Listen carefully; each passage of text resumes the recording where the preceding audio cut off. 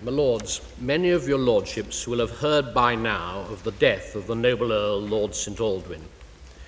I never had the privilege of serving with Michael St Aldwyn. It was shortly after he ceased to be the opposition chief whip here that I entered the whip's office in another place. But there's a bond between all of us who've been lucky enough to serve as whips. We are unique in knowing more about everything in Parliament than anybody else and saying less about it. And I was brought up to know him as a fine exponent of the whipping art.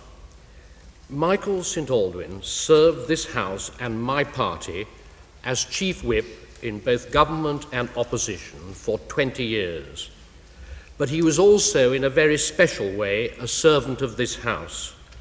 He knew and valued and never failed to uphold the customs and traditions of this place. He was the model of a Conservative chief whip, upright, spruce, and impeccably turned out. His views were straightforward, and they were straightly delivered. He matched kindness with firmness and tempered the political battles with generosity and magnanimity. He possessed, my lords, an encyclopedic knowledge of this house and its ways, and carried out his duties in an exemplary fashion at a time of great change here. He was, I know, a most perceptive and wise counsellor to the many leaders of the house with whom he served. Above all, my lords, he was much loved. We mourn his passing and send a message of deepest sympathy to his widow, Lady St Aldwyn, and the whole family. Lords, as the noble lord, the leader of the house, has said, we're all very sad to hear the news about the noble Earl, Lord St Aldwyn, who was a colleague of great charm and friendliness. It was always a pleasure to see him, and in the latter years when he was indisposed and here in a wheelchair, we always enjoyed having a chat with him. He was cheerful and continued to take a close interest in the affairs of this house, which he served with distinction for so many years. To serve as chief whip for a historic 20 years and to remain popular and well-liked must be almost a unique achievement. I think the secret was that he genuinely liked people, and he knew how to deal with the variety of characters we produce in this place. He also served in the Ministry of Agriculture, as I did, and I know the respect and indeed affection in which he was held in that department. He will be remembered here for a long time as a great servant of the house and of his native county, Gloucestershire. We send our deep-felt sympathy to Lady St Aldwyn and the family. Yeah. Lords, we on these benches would wish to join in the tributes to Lord St Aldwyn and to send our sympathy to his wife and family. Those of us who came to your lordship's house while Lord St Aldwyn was chief whip will remember him as a remarkable figure, a very perfect gentle knight, and this is no demotion, and someone who represented what, to those of us coming anew to the house, was seen to be the very best of the tradition of your lordship's house. As a chief government whip, he was, of course, a faithful servant of the government. But we on the opposition benches, and I think I probably speak for the Labour benches here as well as for our benches, always knew that we would have a very fair deal and a very proper consideration of our point of view. And it is that ability to look, while remaining a good party man, to look above party interests and to appreciate the wider needs of the House as a whole, which he personified and which we so greatly appreciated. My lords, on behalf of my noble friends on the crossbenches, I arise to associate myself with the tributes that have been paid from all sides of the House on the passing of my old friend, the noble Earl Lord St Aldwyn. There is a very real poignancy, my lords, between two approximate coevals when the younger passes on before the older, and it is with a very great sense of loss that I read about his passing in the Times. Only a few years separated us at school, and in the dances of the London season a few years later, we went to the same parties. We were friends all our lives, My lords, he was a great gentleman, a model to whom any member of your lordship's house might legitimately seek to conform. In that spirit, my lords, I send my true sympathy to his family, his friends, and the party which he graced for so long as chief whip. My lords, living as I do in one of the three counties of the Three Counties Show and the Three Choirs Festival, and neighbour of Gloucestershire, I would like to say in this your lordship's house how much Lord St Aldwyn was loved and respected in his native county, and that he was for many years a conscientious church warden of Colne St Aldwyn, and grappled with illness, as your lordships know, over a number of years towards the end. He was, of course, Vice Lieutenant and did much for the county yeomanry. He was a friend of Gloucester Cathedral and associated with the recent 900th centenary appeal for that great building. And I know how much he will be missed in both county and diocese, and therefore I'm glad to be associated with this tribute and to join in sending to his widow, Lady St Aldwyn, and the large family our sympathy and encouragement. Be allowed to add a few words to the tributes that have been made to the noble Earl.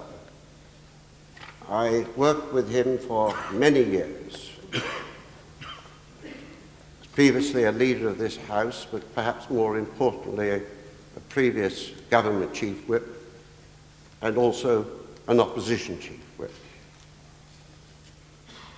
The noble Earl saw me through the first 18 difficult months in '64 when the Labour government was formed. I had very little experience of what was known as the usual channels. If it had not been for the noble Earl with his wisdom and advice, I do not think we could have had the smooth transition as we did during that time. And my grateful thanks must always be with him for that particular period. But he was also a man of this house, well beyond the usual channels. I remember when I was opposition chief whip that he phoned me in the middle of August to say, could I come to London because there was a major problem.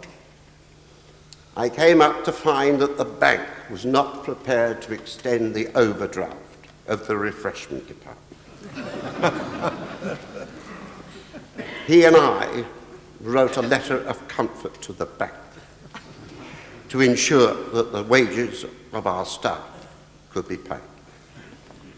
But I think, in a sense, understanding the nature of this house was around about the same period. Those who were in this house at that time will remember that the Tories sat on one table, the Labour Party sat on another, the Liberals sat on another, and the learned lords sat on another. We made appeals to all the respective parties that we should mix around a bit, but to no avail. I remember the noble Earl coming to me and saying, there's only one solution. We just have one table, and they'll have to sit it irrespective of their party political allegiances. And I think that in itself did a great deal towards what I might call the cohesion of this house, irrespective of our divisions. But the noble Earl, as the noble Lady Seear has said, was impeccable in his relations with all quarters of this house. He was, in my view, the example of parliamentary procedure and parliamentary approach. The House, I think, is not only sad, but weaker. But I hope that his example will never be forgotten in the procedures of this House and the relationship between all quarters of this House in the conduct of his business. And may I join in sending my own sympathy to Lady St Aldwyn, but I offer my own sincerity to the noble lords opposite in their loss on this occasion. My lords, I too feel I cannot add anything to what has been so ably and eloquently expressed in your lordship's house this afternoon. But I should like to associate myself with those tributes to my late noble friend Michael St Aldwyn. And I should only like to say how much I, as a very inexperienced leader of your lordship's house, how much I owed for 3 years or more to his very sage advice. And that said, I would only like just to say that, in my opinion, my late noble friend was the wisest of wise men in the ways of your lordship's house, but he was also one of the nicest of nice men and a marvelous friend. And I would like to add my sympathy, the sympathy which has already been expressed, to Lady St Aldwyn and the family. My lords, everyone who has so far spoken has spoken from the position of a holder of a great office. I would like simply to add this postscript to what has been said on a moving occasion, that for those of us who came under his tutelage as new boys on the back benches, he was held in great reverence and very great affection.